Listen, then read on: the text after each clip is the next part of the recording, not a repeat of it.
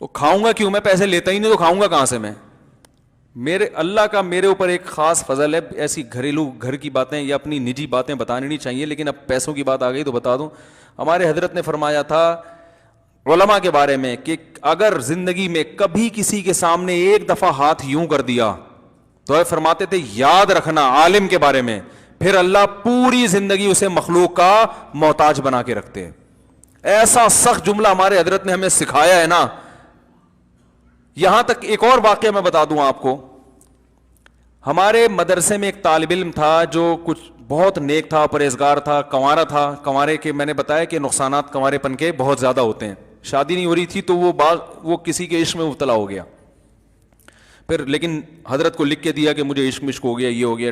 تو بھی حضرت نے اس کو سمجھایا انسان کے بچے بنو کیا کر, ٹھیک ہے نا. تو پھر کیا ہے کہ وہ سمجھایا, لیکن حضرت نے بھی بڑا دل کیا کہ چلو اس نے بتایا تو ہے نا اپنا جرم, اور ایک نوجوان ہے اس کو سمجھایا اور طریقے بتائے کہ اس طرح سے جان چھوٹ جائے گی. پہلی کوشش تو حضرت نے بھی بتایا کہ اگر نکاح ہو جاتا ہے تو اچھی بات ہے. وہ لڑکی والے مان نہیں رہے تھے تو حضرت نے فرمایا کہ نہیں, وہ مان اس نہیں تھے, غریب تھا لڑکا. کیا تھا؟ غریب. تو اب چونکہ طالب علم تھا, مدرسے میں پڑھتا تھا, اس نے کسی سیٹھ صاحب سے جا کے بات کی کہ یار مجھے کوئی گھر ور دے دو کرائے پہ یا کچھ تھوڑی ماہانہ آمدن باندھ دو تاکہ وہ لوگ لڑکی والے راضی ہو جائیں. تو ہمارے حضرت مفتی رشید احمد صاحب کو جب یہ پتہ چلا نا تو اتنا غضبناک ہوئے, اسے اسی وقت مدرسے سے نکال دیا. فرمائے یہ جو عشق کا جرم ہے نا یہ قابل معافی ہے. یہ کیا ہے, آپ لوگ نا کہیں شروع کر دیں کہ قابل معافی ہے تو مطلب یہ بھی جرم ہے, لیکن یہ میں اس کا علاج کریں گے, کچھ کوشش کریں گے. یعنی اس میں تھوڑا ایک نوجوان لڑکا ہے غلط اس میں چلا گیا, کوئی برائی کی نہیں, اس نے کوئی چھیڑا بھی نہیں, اس کو ہاتھ بھی نہیں لگایا لڑکی کو. ایک دل کے کیفیات ہیں, غیر اختیاری کیفیات پیدا ہو گئے, چلو بھائی بچہ سمجھ کے اپنی اولاد سمجھ کے اصلاح کی کوشش کریں گے. حضرت نے فرمایا میں صبح و شام استغنا پہ بیان کرتا ہوں کہ غیر اللہ کے سامنے ہاتھ نہیں پھیلانا. غیر اللہ, تم نے بھیک مانگی کیسے, ایسا نکالا ہے, وہ روتے روتے معافیا مانگتا رہا. فرمایا یہ نہ کہ میری تو صبح و شام کی تبلیغ ہی یہی ہے, استغنا استغنا استغنا. اللہ علماء کے بارے میں خاص طور پر, عوام کو اتنا نہیں وہ کرتے تھے. جو عالم بن رہا ہے وہ مالدار کے سامنے ہاتھ پھیلا لے, یہ کہ تم تو بڑے ہو بھائی, تم تو سیٹھ ہو. پھر حضرت واقعات سنایا کرتے تھے. استغنا پہ ہمارے حضرت, ہر بزرگ کی اپنی خاصیت ہوتی ہے نا, ارے ہر ایک کی ایک اپنی خاص کوالٹی ہوتی ہے جس میں وہ دوسروں سے ممتاز. ہمارے جو شیخ تھے نا مفتی رشید صاحب, ان کی کوالٹی تھی استغنا. انتہائی شدید غربت میں ایسے رہتے تھے جیسے ان سے بڑا سیٹھ دنیا میں کوئی ہے ہی نہیں. یہ خاندانی بات تھی ان کے اندر, ایسے رہتے تھے جیسے ان سے بڑا کوئی سیٹھ ہے ہی نہیں. 60 سال کی عمر تک روزانہ دال کھائی ہے, صحیح ہے نا, گھر میں گوشت پکانے کے پیسے نہیں. اور عہدہ کیا ہے, دارالعلوم کورنگی کے شیخ الحدیث, سب سے بڑا عہدہ. ایک تو دارالعلوم کورنگی پاکستان کا سب سے بڑا مدرسہ, اور شیخ الحدیث کا عہدہ سب سے بڑا. حضرت مفتی تقی عثمانی اور حضرت مفتی رفیع عثمانی صاحب نے 8 سال ان سے پڑھا ہے, 8 سال. اتنے بڑے بڑے شاگرد. فرمانے میری تنخواہ اتنی تھوڑی تھی, وہ تو ہمیں بتاتے تھے عبرت کے لیے. فرمائے بتاتے ہوئے بھی ڈر لگتا ہے ناشکری نہ ہو جائے. فرمائے میری تنخواہ اتنی تھوڑی تھی, اس وقت مدارس کے حالات بہت خراب تھے. کہا کہ اتنی تھوڑی, ایک دفعہ حضرت مفتی محمد شفیع صاحب رحمہ اللہ نے فرمایا کہ ہمارے شیخ الحدیث کی تنخواہ دارالعلوم کے بیل سے بھی کم ہے. یعنی جو اس وقت زراعت بھی ہوتی تھی کورنگی میں نا, تو وہ بیل رکھے ہوئے تھے. فرمایا ان بیل پہ پھر بھی کچھ خرچ ہو جاتا ہے, اساتذہ پہ اتنی بھی تنخواہ نہیں ہے. اس میں فرمائے کہ ایک دفعہ ایک شخص آیا انڈے بیچنے کے لیے کہ بھئی آپ روزانہ کتنے انڈے خریدیں گے. انہوں نے فرمایا ہم نے کہا ہمارے پہلے سے انتظام ہے. حالانکہ فرمایا اصل بات یہ تھی ناشتے میں انڈا خریدنے کے پیسے نہیں تھے, گھر چھپڑ گا ایسے چھوٹا سا, اور سال میں ایک سفر لاہور کا ہوتا تھا اپنے شیخ کی زیارت کے لیے. فرمایا وہ تنخواہ سے تھوڑے تھوڑے پورے سال پیسے بچا کے سال میں ایک دفعہ اس قابل ہوتے تھے کہ ٹرین کے سفر سے, ٹرین کے ذریعے لاہور جائیں اور اہل اللہ کی زیارت کر کے واپس آئیں تاکہ کچھ ان سے سیکھیں. اول تو اتنا استغنا والے کو کیا سیکھنے کی ضرورت ہے بھائی, لیکن وہ کہتے تھے ہم ابھی بھی محتاج ہیں کہ ہم سیکھیں. اتنی غربت میں استغنا کیسا. فرمائے لوگ آ کے مجھ سے قرضے مانگتے تھے, سیٹھ صاحب پیسے ہیں. کیونکہ آج کیا ہوتا ہے, بعض دفعہ انسان ایسے نہیں مانگتا, اپنے حلیے سے نا اور شکل سے یہ شو کرتا کہ بھائی زکات دینی ہو تو صرف میں ہی مستحق ہوں, اوپر سے کہہ رہے ہوں گے نہیں بھائی ہم نے آج تک کبھی کسی کے سامنے ہاتھ نہیں پھیلایا, اللہ کا دیا بہت کچھ ہے, پھر رونا شروع کر دے گا کھڑے کھڑے. پھر کیا کرے گا؟ بعض لوگ ایسے چندہ مانگتے ہیں, دیکھو اسٹائل دیکھو, جیسے ان کے گھر میں بچی کی شادی ہے نا, پیسے بھیک مانگنی ہے. ایک تو چلو غریب آدمی ہے, میں علماء کی بات کر رہا ہوں, عام آدمی کی نہیں. علماء کا تو حضرت فرماتے تھے استغنا وہ تو بادشاہوں والا ہونا چاہیے, عالم تو اللہ کا نائب ہے بھائی, فرمایا وہ تو بادشاہ, اس کا تو رزق اللہ نے, وہ دین کے کام میں لگ جائے اللہ کھلائے گا. ملا کا رزق, میں نے جو اپنے شیخ کا سب سے پہلا بیان سنا اس بیان کا نام تھا ملا کا رزق. ہم جب بھی جہاں بھی جاتے تھے مولوی بننا شروع کیا نا ہم نے, لوگ کہتے تھے کھاؤ گے کہاں سے, یہ سرٹیفکیٹ کی کوئی ویلیو ہے؟ نہ نیوی میں جاب ملے گی نہ آرمی میں ملے گی, اب تو خیر مل جاتی ہے, اور جو ہے کہیں بھی نہیں جاؤ گے, وہ ملا کھاؤ گے کہاں سے. ہم لوگ ہر وقت آنے سنتے تھے, باقی ہم بھی کبھی کھائیں گے کہاں سے, ٹھیک ہے نا, جاب تو کہیں ملے گی نہیں. مجھے 2 شوق تھے, ابھی چھوڑو کیا 2 شوق تھے. ایک تو سفر کا بہت شوق تھا, دنیا میں گھومنے کا. پاکستان نیوی میں جا رہا تھا میں تاکہ دنیا گھوم سکوں, تو وہ شوق بھی تیل ہو گیا جب مدرسے میں ہم نے کہا اب دنیا تو گھوم نہیں سکتے, لیکن وہ شوق بھی پورا ہو ہی گیا. اتنے سارے ملکوں کی سیر ہو گئی ہے, اب تھک گیا ہوں. تو حالانکہ تصور میں نہیں تھا مولوی بن کے کہاں, ہم نے کہا ملا کی دوڑ مسجد تک, ہم تو مدرسے میں جائیں گے, پڑھائیں گے بچوں کو, مسجد میں آئیں گے, پھر گھر جائیں گے. وہ نیوی جو تھا نا, میرے والد صاحب نے پوری دنیا دیکھی, چین اور آسٹریلیا کے علاوہ دنیا کا ہر ملک ہمارے والد صاحب نے دیکھا ہے. چین آسٹریلیا, پاکستان نیوی میں تھے تو ہم نے بھی کہا نیوی میں جائیں گے, گھومیں گے پھریں گے, دنیا کی سیر کریں گے. Join the navy and see the world لکھا ہوتا ہے نا اکثر, میں یہ دیکھ دیکھ کے حسرت کرتا, سی دا ورلڈ. اور اچھی بات ہے, نیوی کے نوجوان گھومتے ہیں, دنیا سے بڑا فائدہ ہوتا ہے. تو ہم جب مدرسے میں آئے ہم نے کہا دنیا گئی تیل لین, اب تو گھوم نہیں سکتے, اب تو روٹی کے لالے پڑیں گے, کیونکہ لوگ کہتے ہیں کھاؤ گے کہاں سے, اب دنیا جانا تو دور کی بات, کھائے گا کہاں سے.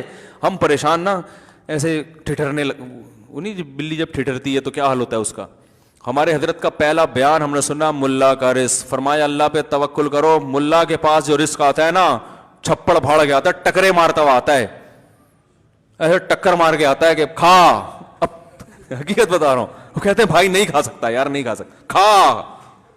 ایسے لوگ. اور ہمارے جو کے پی کے پٹھان بھائی ہیں, یہ کہیں مل جائیں, مفتی صاحب ایک چائے, پہلے یہ کھلائیں گے کھانا, بھائی کھا چکا ہوں, نہیں کھائے گا. ہے محبت, عقیدت ہے, ہر ایک کا عقیدت کا اپنا اسٹائل ہوتا ہے بھائی. تو جب وہ کہتے ہیں نا کھائے گا, مجھے فوراً یاد ہے ہمارے فرماتے تھے رزق کی پرواہ نہیں کرنا, تو وہ کھلاتے ہیں. تو نہیں تو پھر چائے, پھر چائے کی تو عادت دوبارہ اسی طرح سے, میں تو چھوڑ دی تھی چائے. اب یہی ہے کہ بھائی ہر جگہ جاؤ چائے چائے چائے, تو آدمی کہتے چلو یار وہی ہے, تھوڑا سا سٹا ہم نے بھی لگا لیا تو کیا ہو. اب لوگ کہتے ہیں ادھر آپ نے بیانات چائے کے خلاف کیے, ادھر خود پی رہے تھے آپ, تو بھائی چائے نہیں پلائیں گے تو پھر وہ لسی لے آئے گا. وہ لسی کا تو چائے تو پھر بھی اپنا کھانچا خود بنا کے دائیں بائیں نکل جاتی ہے نا, لسی کا ایڈجسٹ کہاں ہوگی وہ. تو کیا بات چل رہی تھی یار, کہاں سے کہاں چلے گی, جلدی سے بات کو سمیٹتا ہوں, بہت لمبا بیان ہو گیا. تو ہمارے دوسرا تھا یعنی سفر کا شوق نا, دوسرا شوق وہی تھا جو ہو گیا الحمدللہ کافی. ٹھیک ہے, اس کے بھی لوگ کہتے تھے رشتہ تو کوئی دے گا ہی نہیں, لوگ یہ تانا دیتے تھے. سب سے پہلا تانا جو مجھے ملا تھا نا مولوی بننے پر, رزق کا بھی بعد میں ملا تھا, رشتے کا پہلے ملا تھا کہ کوئی لڑکی تو دے گا ہی نہیں.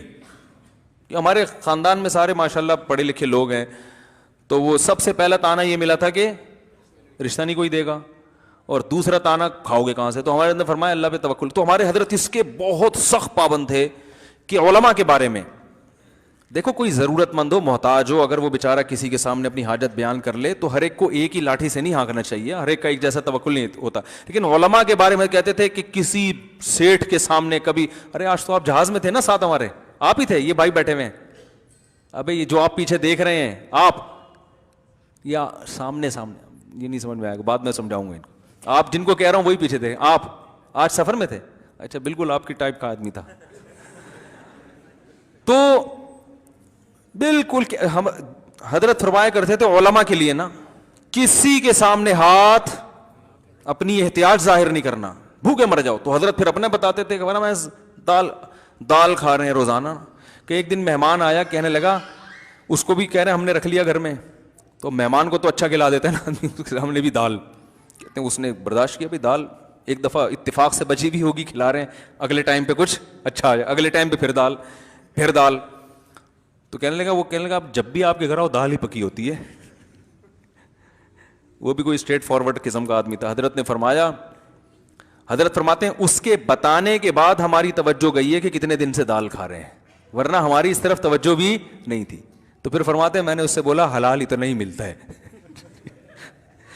حضرت نے کہا اب دیکھو کوئی ہم جیسا نالائق ہوتا تو کیا کہتا ہے, بھائی کیا کریں بس اب کیا ہے مدرسے کی تنخواہوں میں آپ کو پتہ ہے کیا گزارا ہوتا ہے, تھوڑا سا ایسے کر کے نا تاکہ یہ جیب سے کچھ ہدیہ اور نذرانہ نکال کے دے. یہ اسٹائل ہوتا ہے مانگنے کا. ایک اسٹائل ہوتا ہے بھائی ذرا 50 روپے دے دو, یہ پھر بھی جائز اسٹائل ہے, اچھا اسٹائل ہے کہ بھائی جو چیز ہے جو دل میں ہے وہی زبان پہ, یار پیسے نہیں ہے یار ذرا کچھ ہمارا بھی خیال کرو, کچھ ہدیہ ودیہ بھی کبھی دے دیا کرو. ٹھیک ہے, غلط ہے یہ بھی لیکن اتنا غلط نہیں ہے. اور ایک طریقہ یہ ہوتا ہے کہ منہ سے تو یہ شو کر رہے ہم کسی سے مانگتے نہیں ہیں, لیکن ایٹیٹیوڈ ایسا ہے, ایکسپریشن چہرے کے ایسے ہیں کہ جس سے لگ رہا ہے کہ بھائی دے دے یار مر جاؤں گا ورنہ. تو یہ بھی گھٹیا طریقہ ہے. تو وہ حضرت فرماتے ہیں اس کے بتانے کے بعد ہماری توجہ اس طرف گئی کہ کیا روزانہ کیا پک رہا ہے. اب تعویل تو کر نہیں سکتے تھے کہ بھئی ڈاکٹر نے کہا دال کھایا کرو روزانہ, تو نے فرمایا ہم نے کہا حلال. اور فرماتے ہیں ایسا سیٹھ مجھے لوگ سمجھتے تھے کہ لا لا کے وہ مجھ سے قرضے مانگتے تھے, قرضے مانگتے تھے. حضرت کو اچھا غریب تھے اس وقت ابتدائی دنوں میں, پھر اللہ نے بہت پیسہ دیا حضرت کو, حضرت کی جائیدادیں بکیں, زمینوں سے پیسہ آنا شروع ہوا وہ جو حضرت کے والد کی. تو پھر اللہ نے اتنا پیسہ دیا, پھر اسی اسٹائل ہی چینج, پھر کنجوسی نہیں کی ہے, اتنی زبردست بڑی گاڑی رکھی, کویت کے شہزادے سے گاڑی خریدی. لوگوں کے پاس پیسہ ہوتے نہیں ہیں تو بھی غریب لگ رہے ہوتے ہیں, جب آ جاتا ہے تو اور زیادہ غریب لگ رہے ہوتے ہیں. وہ بچا بچا کے نا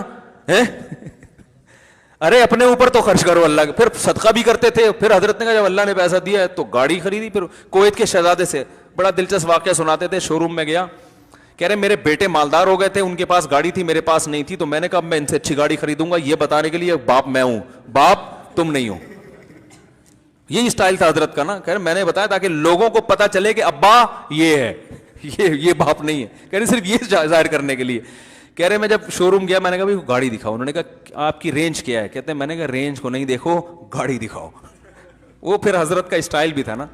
تو خیر گاڑی خریدی, گھر نہیں بنایا, گھر کرائے کا ہی رکھا, جو مدرسے کا گھر تھا وہی رہا. کہا مسافر خانہ ہے, اس کو ڈیکوریٹ بہت اچھا کر لیا, بہت شاندار. حضرت کے گھر جا کے ایسا لگتا تھا جیسے پتہ نہیں کسی شاہی شیش محل میں آ گئے آپ. خوشبو کا استعمال, مہنگی سے, کھایا بھی اچھا, پہنا بھی اچھا, پگڑی اتنی مہنگی پہنا کرتے تھے, ہر لائف اسٹائل, اور صدقہ بھی, خیرات بھی ایسے. ایسے نوٹوں کی گھڑیاں ایک دن ہمارے سامنے رکھی ہوئی تھی میز پہ. فرمایا یہ ابھی چند سیکنڈ کے لیے میری ملکیت میں ہے, اس کے بعد یہ فی سبیل اللہ پارسل, گنتا نہیں ہوں, اپنے خرچے نکال کے جتنا ہے سارا فی سبیل اللہ. تو یہ سیٹھوں کی طرح زندگی گزاری.